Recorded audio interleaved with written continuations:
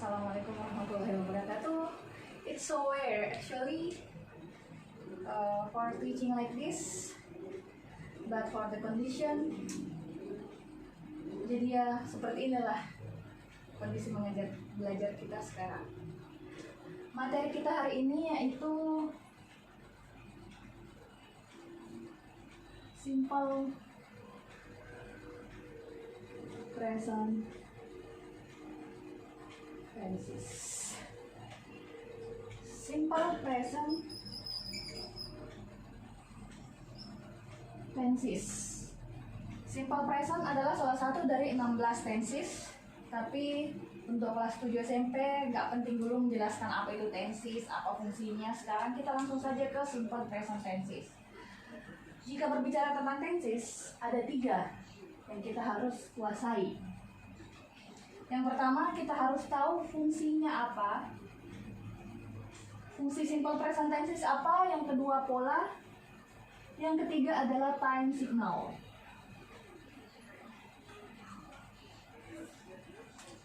Oke, kita beralih ke fungsi. Fungsi dari simple present yang pertama itu untuk menyatakan fakta atau kebenaran umum ya. Untuk menyatakan fakta. Contoh fakta misalnya, dunia itu bulat, kucing kakinya 4, ayam kakinya 2. Itu fungsi yang pertama. Yang kedua, untuk menyatakan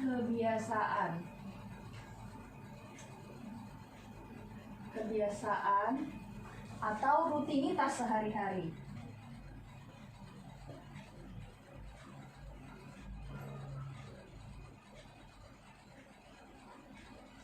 Selain itu ada juga untuk kalimat perintah. Tapi kita kerujutkan ke 2 fungsi ini dulu. Setelah ke fungsi, kita masuk ke pola. Nah, untuk mengetahui pola, ini terdiri atas 2 sebenarnya. Ada yang namanya pola untuk kalimat verba atau kalimat nomina dulu. Kalimat nomina ada untuk kalimat verba. Apa itu kalimat nomina? Kalimat nomina itu kalimat yang tidak mempunyai kata kerja.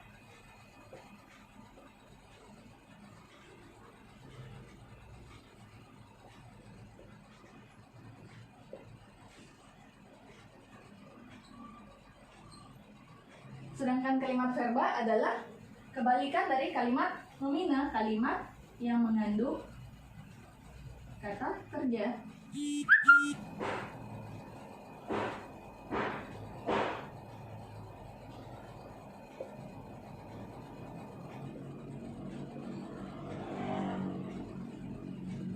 Sekarang kita masuk ke pola untuk kalimat nomina.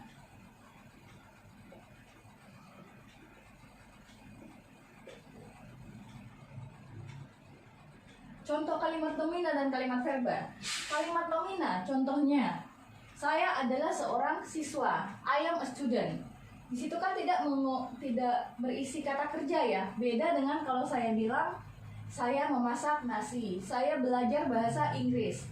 Itu ada kata-kata belajar, ada kata-kata memasak yang berisikan kata kerja. Sekarang polanya kalimat nomina, kita langsung saja. Dalam bahasa Inggris saya sudah pernah jelaskan kalimat itu ada kalimat positif, negatif, sama tanya. Positif, negatif, interrogatif.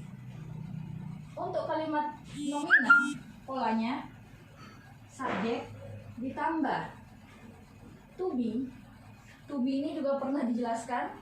To be itu ada 3 untuk present, am, is, are. Lalu objek. Kalimat negatif, bagaimana? Sama, tapi namanya negatif berarti akan ada kata-kata not. Subjek ditambah to be, am, is, are, ditambah not. Jadi not-nya setelah to be-nya ya, ada not di sini, baru objeknya. Lalu kalimat tanya to be-nya di depan. Jadi am is are-nya di depan. Dan ingat, kalimat interrogatif pasti akan ada kalimat tanda tanya di belakang. Sekarang untuk mengingatkan saja tentang to be, am dipakai untuk subjek I. Jadi am itu khusus untuk I. Ini sebenarnya review aja karena sudah berkali-kali guru jelaskan. Is untuk he, she, it. Jadi untuk orang ketiga tunggal.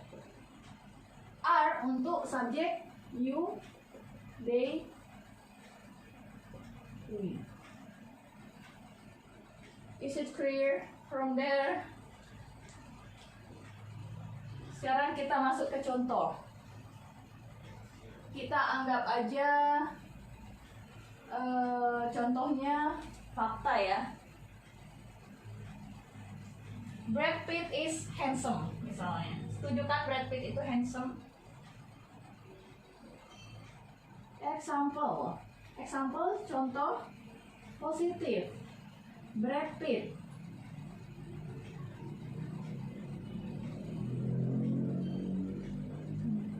Brad Pitt handsome. Handsome ini kata sifat. Berarti ini termasuk kalimat nomina karena dia tidak mempunyai kata kerja. Brad Pitt handsome. Brad Pitt kalau dia dijadikan subjek, he, she, it, you, they, we, dia termasuk dalam Brad Pitt laki-laki berarti he. He pasangannya berarti nanti adalah is. Jadi di sini Brad Pitt is handsome. Beda lagi kalau saya misalnya saya bilang Jennifer bla bla bla beautiful. Jennifer itu adalah perempuan, berarti dia adalah she. Tapi sama sih, di sini to be-nya tetap is. Sekarang kita ke kalimat negatifnya. Brad Pitt.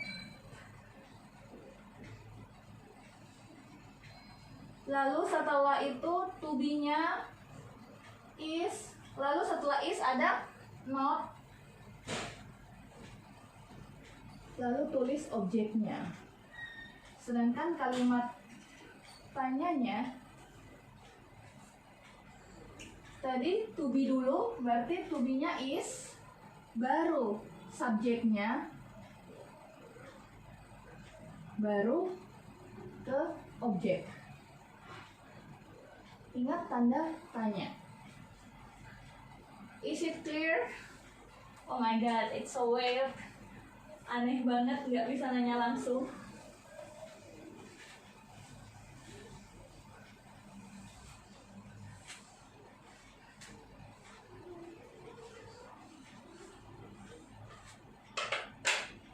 Contoh lain ya.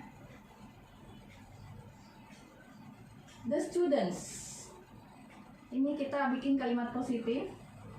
The students diligent. Sekarang to be-nya di sini apa? Kita review kembali. Ini saya sudah pernah, tapi kita review lagi. The students ada S-nya di sini. Berarti students-nya siswanya lebih dari satu. Kalau lebih dari satu, to be-nya berarti memakai are. Setelah selesai konsep ininya, kita bikin negatif dan interrogatifnya. The students, tetap tulis to be-nya, lalu tambahi not. Jadi kuncinya di sini. Interrogatifnya gimana? To be-nya di depan. Jadi ingat lagi, to be-nya di depan.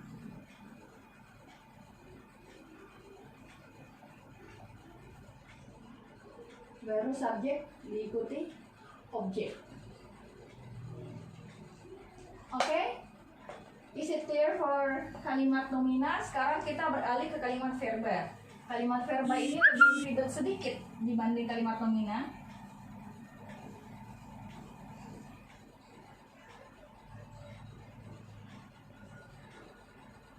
Kalimat verba, kalimat yang mengandung kata kerja. Polanya, kalau dia positif, subjek ditambah verb. Ini verbnya kalau simple present dia memakai verb 1. Nanti ada waktunya ibu guru akan jelaskan verb 1, verb 2, verb 3 kegunaannya masing-masing.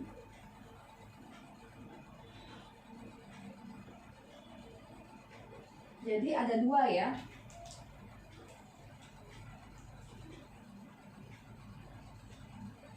Kapan dipakai verb 1 to? Kalau untuk subjek I, you, they, we. Sedangkan kapan ditambahkan s dan is pada verb 1 itu untuk subjek he, she, dan it. Nanti kita bikin contohnya. Kita lihat dulu polanya. Untuk kalimat negatif, subjek ditambah don't atau doesn't ditambah verb 1. Jadi di kalimat negatif nggak ada lagi verb memakai s atau is, nggak ada lagi. Ditambah objek. Sekarang sama dengan untuk kalimat positif. Don't dipakai untuk I, you, they, we. Doesn't dipakai untuk he, she, it. Untuk kalimat interrogatif, kalimat tanya, do atau does diletakkan di depan. Do atau does diletakkan di depan, lalu subjeknya, baru verbnya, kemudian diikuti oleh objek dan tanda tanya. Kembali sama dengan ini, do untuk I, you, they, we. Kalau mau gampang, ngafalnya pakai gitu aja. I, you, they, we. I, you, they, we. Sedangkan does untuk he, she, it. Sebelum masuk ke contoh, saya jelaskan dulu yang verb 1 atau verb 1 plus s atau is ini.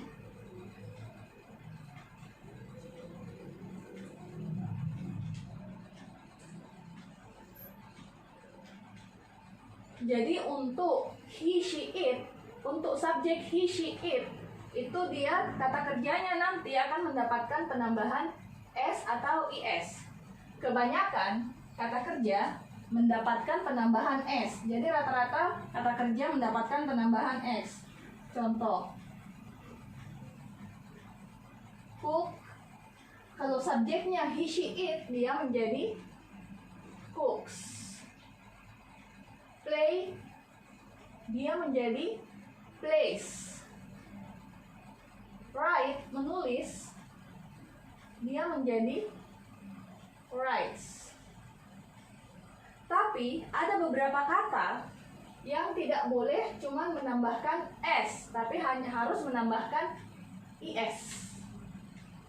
Kata-kata apa saja itu? Kata-kata yang berakhiran. Untuk kata berakhiran huruf, ini ada beberapa, ada 7. SS, CH, X, TCH, O, 2, 3, 4, 5, SH,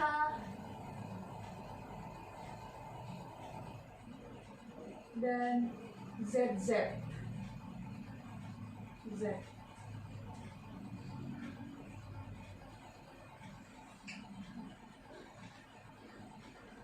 Untuk kata-kata berakhiran ini, dia mendapat penambahan ES ya. Dia mendapat penambahan ES. Contoh,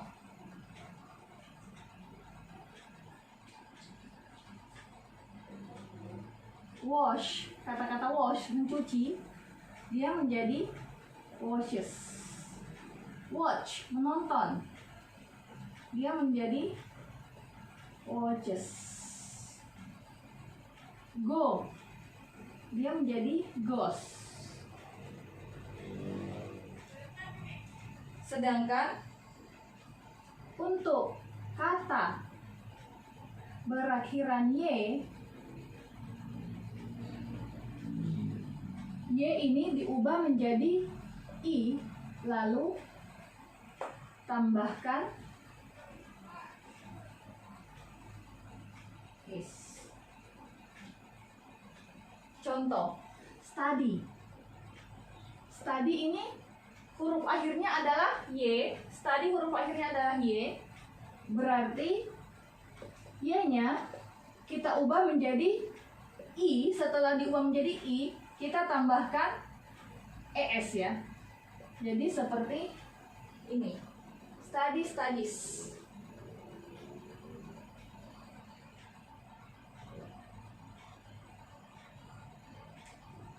Is it clear? Semoga jelas. Nanti bisa bertanya. Jadi saya menjelaskan online, kalian pun nanti bertanyanya lewat media daring online. Sekarang kita masuk ke contohnya. Where's the eraser? Kita masuk ke contohnya. Bisa di screenshot dulu. Ada kesempatan untuk screenshot sebelum saya hapus.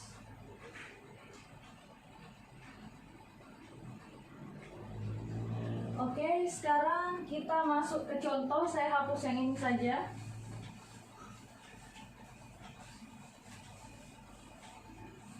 Kita ambil fungsi kedua dari simple present. Fungsi keduanya yaitu menyatakan kebiasaan atau rutinitas sehari-hari. Contoh, semua tiap hari makan nasi kan? Kita ambil itu aja. Saya makan bahasa Inggrisnya eat. I eat rice every day. Every day artinya setiap hari. Ini kalimat positif. Kalimat negatifnya I. Bagaimana tadi kalau kalimat negatif? Dia pakai don't atau doesn't. Sekarang untuk subjek I, dia pakai don't atau doesn't? Coba kita cari I, ada letaknya di sini. Berarti I memakai don't. I don't, tulis kembali atas. I don't eat rice every day. Kalimat tanyanya, kita kembali ke sini. I ada di sini, berarti kita memakai do. Do I eat rice every day? Semoga jelas, semoga clear. Kita ambil contoh kedua. Jangan memakai subjek I, kita misalnya memakai subjek Tono. Tono study hard every day. Tono study hard every day. Ini apakah ada yang salah? Ada yang bisa analisa salahnya di mana? Yes, salahnya di study. Di sini Tono. Tono itu masuk di kata kerja, verbnya. Verb itu kata kerja, study, belajar itu kata kerja. Dia harus mendapatkan penambahan S atau IS. Berarti kita ubah dulu. Tono studies. Jadi Y-nya diubah jadi I, lalu tambahkan ES. Studies hard every day. Setelah itu baru kita bikin kalimat negatifnya. Negatifnya Tono. Kalau Tono dia berarti he kan ya. He berarti kita memakai doesn't. Tono doesn't. Kembali ke verb 1. Jadi kita kembali ke verb 1, nggak boleh lagi ada verb 1 dengan S atau IS di sini. Jadi ini nggak boleh lagi. Dia kembali ke verb 1 murni. Kita kembali ke sini. Tono doesn't study hard every day. Kalimat interrogatifnya, does-nya di depan. Does Tono study, kembali ke bab 1, nggak boleh ada es-nya. Yang ada es-nya itu berarti cuma kalimat positif. Hard every day. Ingat kalimat tanya berarti harus ada tanda tanya. Contoh ketiga. Kita pakai kata-kata my parents. My parents berarti ayah dan ibu, orang tua, lebih dari satu orang. My parents, orang tuaku, ada dua, berarti to be-nya kalau lebih dari satu are, tapi kita mau berbicara konteks kata kerja ya. My parents go work every day. Orang tuaku pergi bekerja setiap hari. Orang tuaku pergi bekerja setiap hari. Atau kenapa kita selalu pakai kata-kata everyday ya? Padahal banyak time signal yang lain untuk kalimat simple present kita pakai kata-kata always atau usually. My parents always go to work. Seandainya di sini cuma my father, berarti di sini go-nya menjadi goes. Atau di sini seandainya cuma my mother, di sini go-nya menjadi goes. Kenapa? Karena my mother atau my father itu berarti antara he dan she. He dan she berarti verb-nya mendapat penambahan s atau is. Tapi karena di sini my parents berarti orang tua terdiri dari ayah dan ibu, berarti dia adalah they. They itu berarti memakai verb 1. Verb 1 itu nggak usah mendapat penambahan s atau is kalau untuk subjek seperti 4 ini, Ayu Dewi. Jadi di sini tetap go. Kita langsung bikin kalimat negatifnya. My parents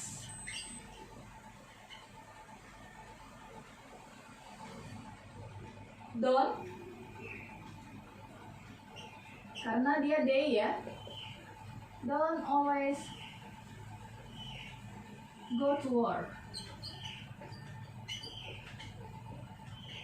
Kalimat tanyanya do, iya kan? Karena dia they.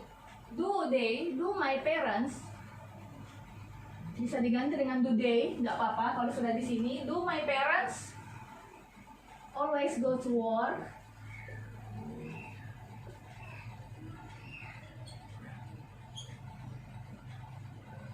Oke, sudah ada 3 contohnya.